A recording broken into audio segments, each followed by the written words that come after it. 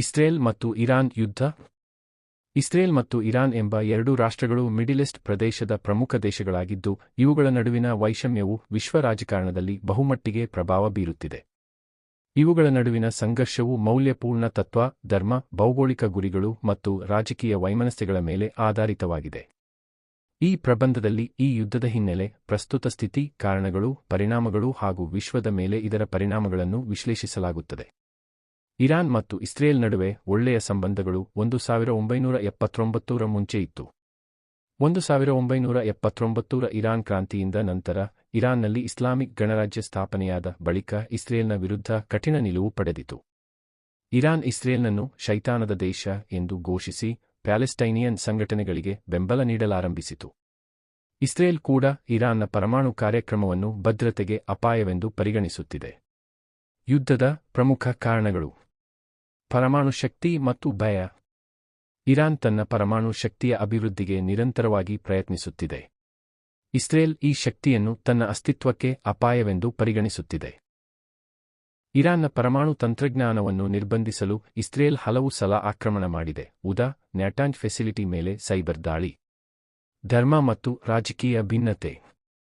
Israel ಯಹೂದ್ಯರ ರಾಷ್ಟ್ರವಾಗಿದ್ದು, Iran ಶಿಯಾ ಇಸ್ಲಾಂ ಧರ್ಮದ ಪರಮ ಪ್ರತಿನಿಧಿ. ಪ್ಯಾಲೆಸ್ಟೈನ್ ಸಮಸ್ಯೆಯಲ್ಲಿ ಇರಾನ್ ಹಮಾಸ್ ಮತ್ತು ಹೆಜ್ಬೋಲ್ಲಾ ಸಂಘಟನೆಗಳಿಗೆ ಬೆಂಬಲ ನೀಡುತ್ತದೆ. ಮಿಡಿಲ್ ಈಸ್ಟ್ ಪ್ರದೇಶದಲ್ಲಿ ಪ್ರಭುತ್ವ ಸಾಧಿಸಲು ಇರಾನ್ ಮತ್ತು ಇಸ್ರೇಲ್ ನಡುವೆ ಸ್ಪರ್ಧೆ ನಡೆಯುತ್ತಿದೆ. ಸಿರಿಯಾ, ಲೆಬನಾನ್, ಇರಾಕ್ ಮುಂತಾದ ರಾಷ್ಟ್ರಗಳಲ್ಲಿ ಪ್ರೋಕ್ಸಿ ಯುದ್ಧ ನಡೆಯುತ್ತಿದೆ. ಯುದ್ಧದ ಪ್ರಕಾರ ಪ್ರತ್ಯಕ್ಷವಲ್ಲ ಪ್ರೋಕ್ಸಿ ಯುದ್ಧ. ಈ ಎರಡು ರಾಷ್ಟ್ರಗಳು ನೇರವಾಗಿ ಯುದ್ಧಕ್ಕೆ ಇಳಿಯದೆ ಮೂರನೇ ದೇಶಗಳಲ್ಲಿಯೇ ಪ್ರೋಕ್ಸಿ ಸಂಘರ್ಷ ನಡೆಸುತ್ತಿವೆ. ಹಮಾಸ್, ಗಾಜಾ, ಹೆಜ್ಬೋಲ್ಲಾ, ಲೆಬನಾನ್, ಸಿರಿಯಾದಲ್ಲಿ ಇರಾನ್ ಬೆಂಬಲಿತ ಶಿಯಾ ಮಿಲಿಷಿಯಾ ಇಸ್ರೇಲ್ ವಿರುದ್ಧ ಕಾರ್ಯನಿರ್ವಹಿಸುತ್ತಿವೆ.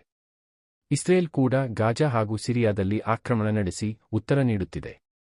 ಇತ್ತೀಚಿನ ಘಟನೆಗಳು: 2023-2024 ಪ್ರಮುಖ ಘಟನೆಗಳು. ಅಕ್ಟೋಬರ್ 7, 2023 ಹಮಾಸ್ ಸಂಘಟನೆಯಿಂದ ಇಸ್ರೇಲ್ ಮೇಲೆ ಭೀಕರ ದಾಳಿ. ಇಸ್ರೇಲ್ ಹಮಾಸ್ ವಿರುದ್ಧ ಗಾಜಾದಲ್ಲಿ ಭೀಕರ ಹಮ್ಮಿಕೊಂಡ ಸೇನಾ ಆಕ್ರಮಣ. ಈ ಸಂದರ್ಭದಲ್ಲೇ ಇರಾನ್ ಹಮಾಸ್ಗೆ ಬೆಂಬಲ ನೀಡಿದ ಆರೋಪಕ್ಕೆ ಗುರಿಯಾಯಿತು.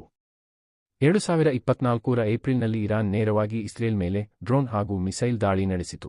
ಇದು ಇತಿಹಾಸದಲ್ಲೇ ಮೊದಲ ಸದೃಢ ಹೋರಾಟ. ಅಂತಾರಾಷ್ಟ್ರೀಯ ಪ್ರತಿಕ್ರಿಯೆ: ಅಮೆರಿಕ ಇಸ್ರೇಲ್ ಪರ ನಿಂತು ಇರಾನ್ ವಿರುದ್ಧ ಆರ್ಥಿಕ ಹಾಗೂ ರಾಜತಾಂತ್ರಿಕ ನಿರ್ಬಂಧ ಹೇರಿದೆ.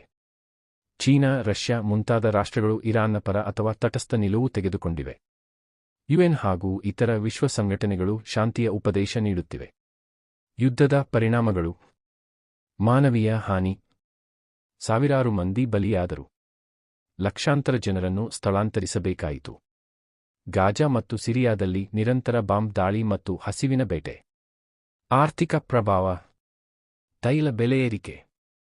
ಮಿಡಿಲ್ ಈಸ್ಟ್ ವ್ಯಾಪಾರ ಮತ್ತು ಜಾಗತಿಕ ಆರ್ಥಿಕತೆಯ ಮೇಲೆ ಪರಿಣಾಮ. ರಾಜತಾಂತ್ರಿಕ ಪರಿಣಾಮ: ಇರಾನ್ ಹಾಗೂ ಇಸ್ರೇಲ್ ನಡುವೆ ತೀವ್ರ ಶತ್ರುತ್ವ. ಆಕ್ರಮಣ ಶಕ್ತಿಗಳ ಗೂಢಚರ್ಯೆ, ಸೈಬರ್ ದಾಳಿ ಹೆಚ್ಚಳ.